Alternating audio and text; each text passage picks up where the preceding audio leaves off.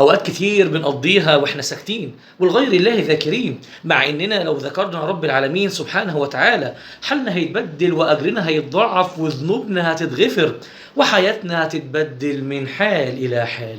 ومش بس كمان كده، ده أنت لما بتذكر ربنا سبحانه وتعالى بيذكرك في ملأ أفضل منهم.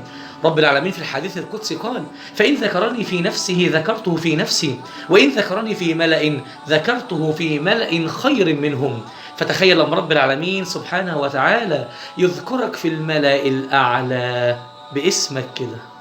فاجتهد كده زي ما كنت بتجتهد كده وبتكثر من الذكر في رمضان، ونوع بين الأذكار مثل الباقيات الصالحات اللي هي غرس الجنة، إنك تقول سبحان الله والحمد لله ولا إله إلا الله والله أكبر، أو كلمتان خفيفتان على اللسان ثقيلتان في الميزان حبيبتان إلى الرحمن، سبحان الله وبحمده سبحان الله العظيم.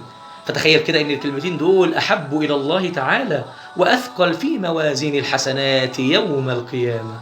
وما تنساش إن لا حول ولا قوة إلا بالله كنز من كنوز الجنة. أو إنك تقول سبحان الله العظيم وبحمده بيتغرس لك نخلة في الجنة. يعني تخيل كده لو قلت الذكر ده دلوقتي مثلا 20 أو 30 مرة بيتغرس لك 30 نخلة في الجنة. يعني برحمة الله ضامن تدخل أملاكك في الجنة. أو لو قلت سبحان الله وبحمده في يوم 100 مرة بتتغفر ذنوبك ولو كانت مثل زبد البحر. وتعالى بقى كده أقول لك على كنوز هتلاقيها في الآخرة وسبقك هناك.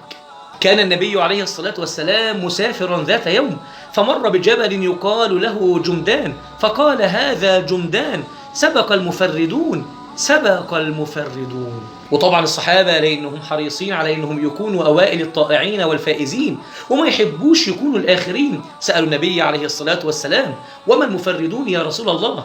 قال: الذاكرين الله كثيرا والذاكرات. ومش كده وبس، علشان يبشرك رب العالمين سبحانه فيقول: فقلت استغفروا ربكم إنه كان غفارا يرسل السماء عليكم مدرارا ويمددكم بأموال وبنين ويجعل لكم جنات ويجعل لكم أنهارا. فقال عليه الصلاة والسلام: من أكثر من الاستغفار جعل الله له من كل هم فرجا ومن كل ضيق مخرجا ورزقه من حيث لا يحتسب. يعني كل اللي بيشتكي الفقر والضنك وغلو المعيشة وصعوبة الحياة، عليك بذكر الله تأتيك البركات والخير من رحمات الله. أما لو أعرضت عن ذكر الله فاسمع ماذا سيكون لك من جزاء وعقاب. فقال الله جل الله: ومن أعرض عن ذكري فإن له معيشة ضنكا ونحشره يوم القيامة أعمى.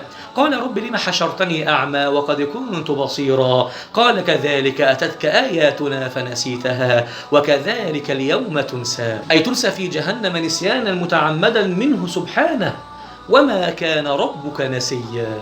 ثم توعد النبي عليه الصلاة والسلام فقال: مثل الذي يذكر ربه والذي لا يذكر ربه كمثل الحي والميت، ومثل الذين يقومون من مجلس لا يذكر فيه اسم الله كمن قاموا على جيفة حمار وكان عليهم حسرة وندامة يوم القيامة. طبعا الكلام ده نقطة في بحر العفو والغفران من الأذكار اللي حبيبك عليه الصلاة والسلام فضل عليك بيها علشان تكون سبب في غفران ذنوبك وتعلي من جبال حسناتك التي لا يعلم ثقلها إلا الله. فحاول أن يكون يومك أكثر ذكر لله، واغتنم كل فرصة للذكر وفي أوقات الانتظار وفي أي مكان وفي الطريق والمواصلات، علشان قلبك مش هيسعد ولا هيطمئن إلا بذكر الله. وكيف لا؟ وقال الله: ألا بذكر الله تطمئن القلوب. فاوعوا تبطلوا ذكر وكملوا حياتكم صح، واذكروا الله على كل حال. كن جميلا.